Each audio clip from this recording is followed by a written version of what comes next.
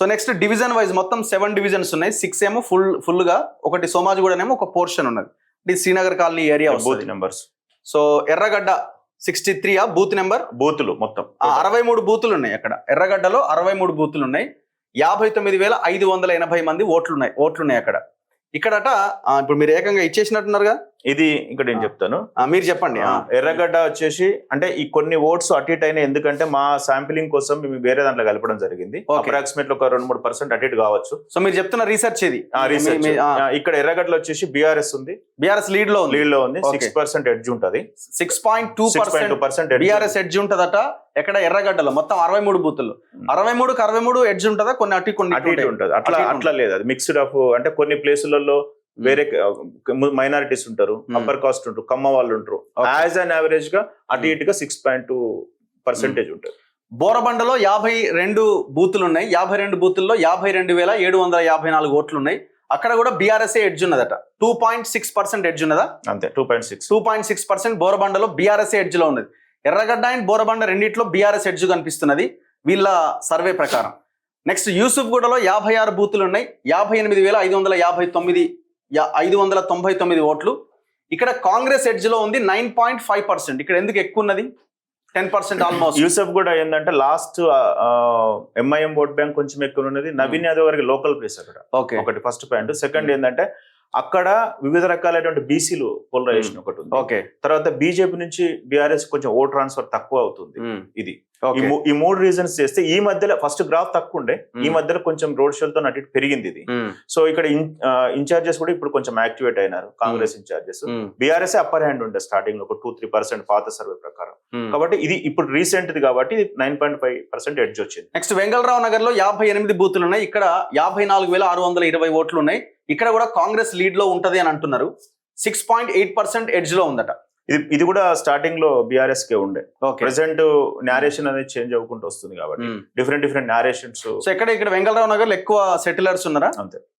ఇప్పుడు మొన్న అంటే ఇవి చెప్పకూడదు, మొన్న సీఎం గారు ఎన్టీఆర్ బొమ్మ స్టాచ్యూ పెడతా అని చెప్పి, అంటే చిన్న ఎగ్జాంపుల్ చెప్తున్నా, ఆలోచన స్టార్ట్ అయింది.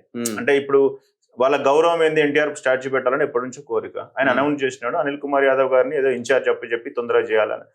అంటే ఒక్కొక్క స్టేట్మెంట్ నేరేషన్ కూడా కొంతమంది రిఫ్లెక్ట్ అవుతారు. మేము వాళ్ళతో డిస్కస్ చేసినప్పుడు మాది అయిపోయింది చాలా రోజులు. అంటే ఇట్లా అన్ని డివిజన్లలో ఒక్కొక్కటి సాల్వ్ చేసుకుంటూ వస్తున్నారు.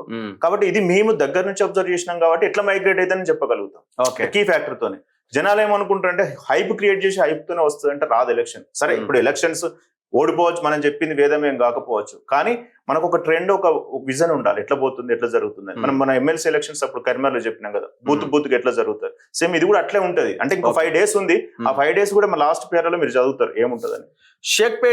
రహమత్ నగర్ లో 72 బూతులు ఉంటే అక్కడ 70,583 ఓట్లు ఉన్నాయి. ఇక్కడ కాంగ్రెస్ ఎడ్జ్ ఉంటది అని అంటున్నారు. 7.6%. ఇది రహమత్ నగర్ కార్పొరేటర్ ఎవరైతే ఉన్నారో వాళ్ళు టికెట్ ఆశించారు కదా, సిఎన్ రెడ్డి. ఆయన మొత్తం బ్యాక్గ్రౌండ్ వర్క్ చేసి పెట్టుకున్నాడు.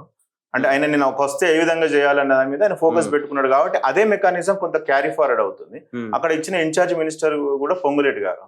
సో ఈ మధ్యలో ఈ వారం నుంచి కొద్దిగా పోలరైజేషన్ అయిపోయింది. యాక్చువల్ గా ఇది చాలా ఉండే 12% అట్లా ఇచ్చినారు వేరే మీరు చెప్పిన సర్వేలలో. ఇప్పుడు చాలా మంది డౌట్ రావచ్చు, ఇక్కడ 16% ఇచ్చారు కదా, మీరు 7.6 ఇచ్చారు కదా అంటారు. వాళ్ళు ఇక్కడ 28% ఇచ్చినోడు కూడా ఉన్నాడు. కానీ మాకు తేడా, వాళ్ళకు మాకు తేడా ఏంటంటే, సో ఎగ్జాక్ట్ గా ఇవ్వడానికి ప్రయత్నం చేస్తున్నాం. షేక్పేటలో 70 బూతులు ఉన్నాయి. దాంట్లో 70,546 మంది ఓటర్లు ఉంటే కాంగ్రెస్ ఇక్కడ 2.5% ఎడ్జ్ ఉండే అవకాశం ఉంది అని చెప్తున్నారు. సో ఇక్కడ కొంత హోరాహోరీ ఫైట్ ఉన్నట్టు. షేక్పేట మొన్న చాలా మైనస్ అయిందండి. షేక్పేట అనేది చాలా మైనస్ అయింది. ఆ మైనస్ ను ఎందుకంటే ఇక్కడ ముస్లిమ్స్ మైనారిటీస్ ఎక్కువ ఉంటారు, ఎంఐఎంఏ క్యాడర్ ఎక్కువ ఉంటది. తర్వాత ఇక్కడ ఏంటంటే కొన్ని కాలనీలో మొత్తం హిందూ ఉంటారు. వాళ్ళు ఏం చెప్పినా హిందూ ఓటు ఉంటారు. వాళ్ళకి మీరు ఎప్పుడు చూసుకున్న 4,000 GHMs లో పడుతుంటాయి, ఇంత షేక్పేట అనే పేరు ఉన్నప్పటికీ కూడా. అయితే దీన్ని కరెక్ట్ పోల్ క్యాంపెయినింగ్ చేయలేదు. ఇప్పటికి స్టిల్ డిస్టర్బెన్సెస్ ఉన్నాయి. కాకపోతే ఇప్పుడు అజరుద్దీన్ గారికి మొన్న మినిస్ట్రీ అనౌన్స్ చేసిన తర్వాత కొద్దిగా వాళ్ళలో డిస్కషన్ స్టార్ట్ అయింది మైనారిటీస్ లో. అక్కడ బీజేపీ ఓట్ అనేది బీజేపీ పడుతుంది కాబట్టి minorities BC one side narration start అయింది కాబట్టి ఇక్కడ ఇంకొకటి ఏంటంటే షేక్పేటలో బీఆర్ఎస్ గవర్నమెంట్ ఎమ్మెల్యే ఉన్నప్పుడు చాలా పథకాలు ఇచ్చారు. వాళ్ళతో లాంగ్ అసోసియేషన్, అంటే ముస్లిమ్స్ కూడా బీఆర్ఎస్ తో ఉన్నారు. సో మేము 10 ఏళ్ళ పథకాలు తీసుకున్నాం కదా, ఇంకా 3 ఏళ్ళు ఉంటే మాకేమైనా లాభం జరుగుతుంది అనేటువంటి నేరేషన్ ఈ మధ్యలో కాంగ్రెస్ వాళ్ళు చెప్పించగలిగారు కాబట్టి ఇది 16% ప్లస్ ఉండే బీఆర్ఎస్ కు మేము ఇచ్చినప్పుడు స్టార్ట్ షేక్పేట్. ఇప్పుడు స్లోగా అది 2.5 కి ఎడ్జ్కి వచ్చేసింది. సోమాజిగూడలో ఉన్న ఒక పోర్షన్ ఏదైతే ఉందో అక్కడ 32 బూతులు ఉన్నాయి, శ్రీనగర్ కాలనీ ఏరియా అంతా. ఇక్కడ 33,100 ఓటర్లు ఉన్నారు, కొంత చిన్నది ఇది ఏరియా. ఇక్కడ బీఆర్ఎస్ ఎడ్జ్ లో ఉండే అవకాశం ఉంది అంటున్నారు. 3.7%. ఇక్కడ సంగీత శ్రీనివాస్ యాదవ్ గారు బీఆర్ఎస్ కార్పొరేట్ ఇక్కడ జాయిన్ అయినారు. కాకపోతే ఆమె అవతల సైడ్ ఓట్ బ్యాంక్ ఉంది, ఇవతల సైడ్ ఓట్ బ్యాంక్ కొంచెం తక్కువ ఉంది. కాకపోతే అక్కడ ఇది చాలా మైనస్ ఉంది. అక్కడ క్యాడర్ లేదు కాంగ్రెస్ పార్టీకి, అసలు ఎవరు లేరు, లీడర్ లేడు, సెకండ్ గ్రేడ్ లీడర్ లేరు.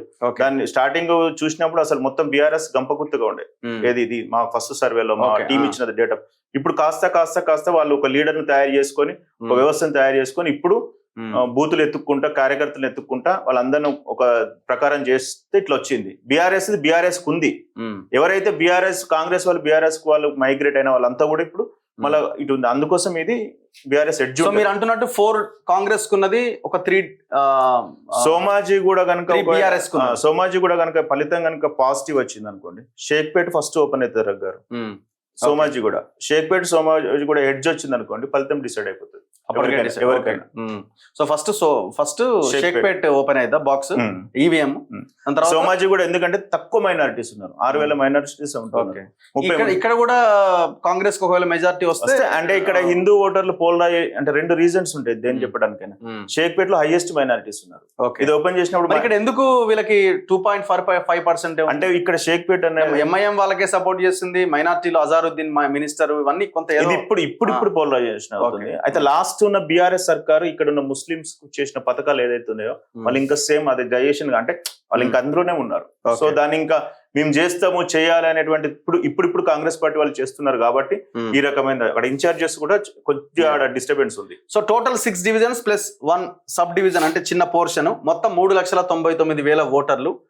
కాంగ్రెస్ లీడ్ లో ఉంది 7 to 9% ఇప్పటి వరకు అన్నది తన సర్వే చెప్తున్నటువంటిది, అంతేనా?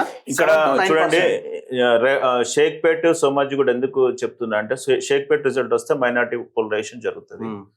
సోమాజీ కూడా ప్లస్ వచ్చింది అనుకోండి, దాదాపు 25,000 మంది హిందూస్ ఉంటారు. హిందూ పోలరైజేషన్ కాంగ్రెస్ జరిగి మైనారిటీ పోలరైజేషన్ కనుక కాంగ్రెస్ జరిగితే ఆటోమేటిక్ గా రిజల్ట్ అన్నింటిలో కూడా ఇట్లా రిఫ్లెక్ట్ అవుతుంది. ఇప్పుడు 7 to 9% అంటే ఎంత ఓట్లు ఇదవచ్చు? మెజారిటీ మనం చెప్పలేం కానీ 2 లక్షల అంటే ఇప్పుడు ఇది 2%, ఇప్పుడు 7 ఇచ్చినాం కదా, 2% ఎర్రర్ మార్జిన్ కాబట్టి 5 కావచ్చు, 11 కావచ్చు. 11 తీసుకుంటే మీకు తెలుసు కదా, ఒక 20,000 వరకు ఉంటుంది. 7 అయితే ఒక 14,000 ఉంటుంది. సో ఫైట్ అయితే హోరాహోరీగానే ఉంది, ఎవరేం వదలట్లే. లేని ఇంత పరిస్థితి కాదు కదా. మీరు ఇప్పుడు చూసిండ్రా, దుబ్బాక ఎలక్షన్ కును హుజరాబాద్ ఎలక్షన్ మధ్యలో ఉంటది ఈ ఫైట్.